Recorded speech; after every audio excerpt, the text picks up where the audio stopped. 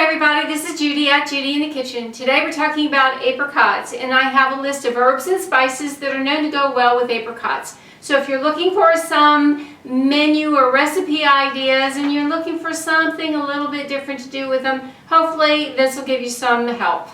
Alright, on this list we have allspice, anise, basil, bay leaf, cardamom, cayenne, cinnamon, cloves, coriander, cumin, curry powder and curry spices, fennel seeds, lemongrass, lemon thyme, mint, nutmeg, parsley, pepper, rosemary, saffron, star anise, tarragon, thyme, and vanilla.